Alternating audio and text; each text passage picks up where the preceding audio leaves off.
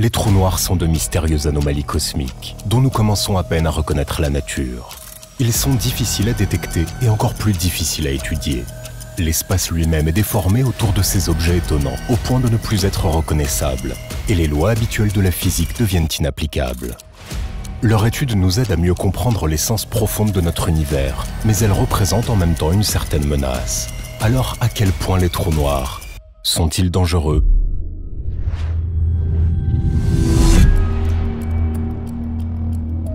L'espace d'abord. Il est évident qu'il est très difficile de détecter un corps céleste qui absorbe toute la lumière qui lui parvient. C'est pourquoi les candidats trous noirs confirmés ne sont pas nombreux à l'heure actuelle. Néanmoins, la modélisation mathématique montre que dans notre galaxie, leur nombre peut atteindre 100 millions. Ce nombre semble énorme, mais si l'on considère que la Voie lactée contient de 200 à 400 milliards d'étoiles, il devient évident que les trous noirs sont des objets assez rares. Dans l'une des vidéos précédentes, nous avons déjà appris que pour devenir un trou noir, l'étoile progénitrice doit avoir une masse d'au moins 18 à 20 masses solaires. Dans ce cas seulement, l'explosion de la supernova sera suffisamment forte pour comprimer le noyau incandescent de l'étoile en un caillot de matière extrêmement dense. Après cela, plus rien ne pourra échapper à l'attraction de l'objet et quitter les limites de la sphère dite de Schwarzschild. L'étoile morte sera remplacée par un objet mystérieux, dont la structure interne ne pourra plus être décrite par les lois de la physique que nous connaissons. L'un des trous noirs les plus proches de la Terre est un objet appelé A0620-00 ou V616. Il est situé à une distance d'environ 3300 années-lumière de la Terre et fait partie d'une étoile binaire dans la constellation de la Licorne. La deuxième composante du système est une naine orange dont la masse représente environ 50% de la masse solaire. Toutes les 7,75 heures, elle effectue une révolution complète autour d'un objet invisible de nature inconnue. Les calculs montrent que la masse de ce corps céleste caché est d'environ 6,6 masses solaires, ce qui est trop pour une étoile à neutrons. Cela signifie que l'objet mystérieux est très probablement un trou noir. L'attraction du voisin plus massif ne déforme pas seulement l'étoile, lui donnant une forme allongée, mais arrache également ses couches externes de matière stellaire. Les courants tourbillonnants de gaz incandescent s'écoulent progressivement vers le trou noir, formant un disque d'accrétion brillant, lueur grâce à laquelle il a été découvert. Il y a au moins plusieurs douzaines d'étoiles dans le voisinage de V616, dont certaines ont très probablement leur propre système planétaire. Il est probable qu'à l'avenir, l'une de ces étoiles s'approche du trou noir et soit capturée par la monstrueuse gravité de l'objet.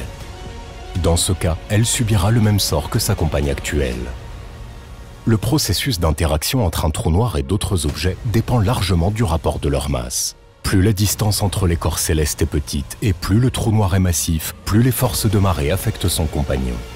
Elles peuvent déformer l'astre, les tirant vers le centre de masse commun du système, et même former des canaux par lesquels la matière stellaire s'écoulera plus près du trou noir, remplissant ainsi son disque d'accrétion.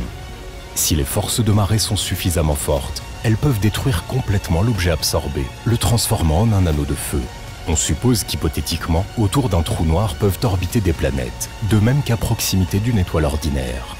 Contrairement à la croyance populaire, les trous noirs n'ont pas la capacité d'attirer incontrôlablement et inévitablement à l'intérieur d'eux-mêmes tous les objets qui les entourent. Du point de vue de la gravité, à l'échelle cosmique, ils se comportent comme une étoile de même masse. Par conséquent, un trou noir peut très bien avoir un système planétaire stable. Ils peuvent être formés de plusieurs façons. Tout d'abord, la source de nouveaux corps célestes pourrait être une nébuleuse de gaz et de poussière formée à la suite de l'explosion d'une supernova. Sous l'influence de la gravité, il s'y forme d'abord des amas de matière qui s'entrechoquent et attirent la poussière cosmique. C'est ainsi que naissent les planètes et les satellites, ainsi que de nombreux petits corps célestes tels que les astéroïdes et les comètes. Dans ce cas, le rayonnement du disque d'accrétion chaud du trou noir pourrait suffire à les réchauffer et même à faire fondre la glace à la surface. Hypothétiquement, un tel système planétaire pourrait être propice à l'apparition de la vie. Deuxièmement, lorsqu'un trou noir capture et détruit un autre système planétaire, certains objets de sa composition peuvent occuper des orbites stables autour du nouvel hôte. Bien entendu, à la suite de ce processus, les conditions à la surface des corps célestes peuvent changer radicalement.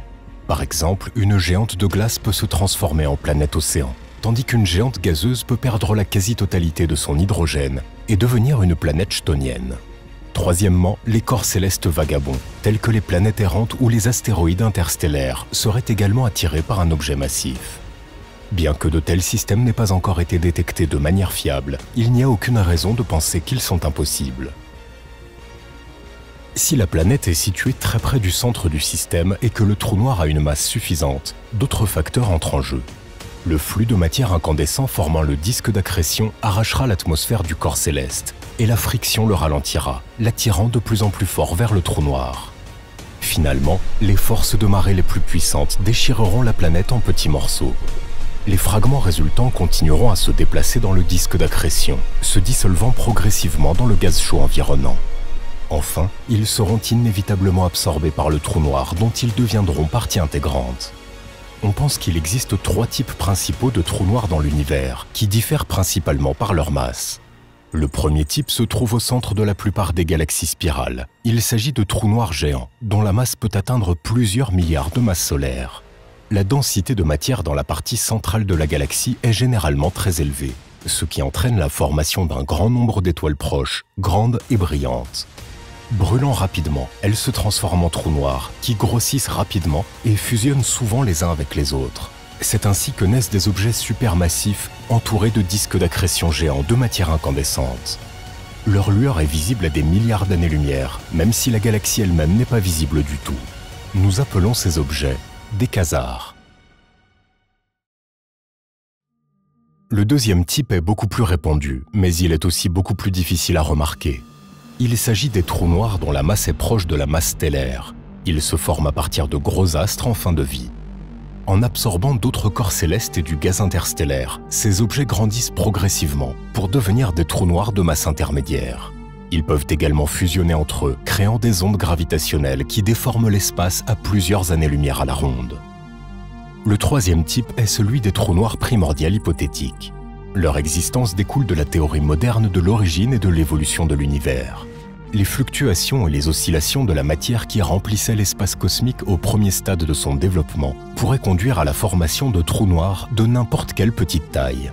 Dans le même temps, il convient de tenir compte du fait que, selon les calculs, plus un objet de ce type est petit, plus il s'évapore rapidement, se transformant à la fin de son cycle de vie en une puissante impulsion électromagnétique. La modélisation montre que des trous primordiaux d'une masse d'environ 10 puissance 12 kg devraient exploser à notre époque, mais aucun événement de ce type n'a été enregistré jusqu'à présent. En outre, il existe une hypothèse selon laquelle un trou noir microscopique, également appelé trou noir quantique, pourrait se former à la suite d'une collision de particules élémentaires d'ultra haute énergie. En même temps, les conditions nécessaires à un tel événement sont encore impossibles à créer en laboratoire, et la durée de vie estimée de ces objets hypothétiques est si courte qu'il est extrêmement difficile de la mesurer à l'aide de méthodes modernes. Par conséquent, les trous noirs quantiques ne sont encore qu'une hypothèse. Bien sûr, il est assez difficile de détecter des objets aussi sombres et compacts. Certains d'entre eux possèdent un compagnon stellaire, dont le mouvement anormal permet de détecter un compagnon invisible. Une autre méthode courante est basée sur l'observation des disques d'accrétion. Les spectres de ces objets présentent des caractéristiques qui permettent de les distinguer des autres sources de lumière cosmique. Dans certains cas, il est possible d'obtenir une image d'un disque avec une tache noire à l'intérieur, ce qui prouve la structure inhabituelle de l'objet observé. Un trou noir peut également être détecté grâce à l'effet de micro-lentilles gravitationnelles. Pour ce faire, un objet massif et invisible doit passer entre la Terre et une étoile lointaine, en modifiant son spectre de manière caractéristique. Bien entendu, l'application de cette méthode nécessite la coïncidence de nombreux facteurs rares. Avec tout cela, il ne fait aucun doute que le cosmos regorge de corps célestes obscurs et discrets. Les trous noirs errants peuvent également en faire partie. Ces objets mystérieux, qui errent dans l'espace interstellaire et absorbent sans résidu les plus petites particules de lumière, resteront probablement inexplorés pour nous.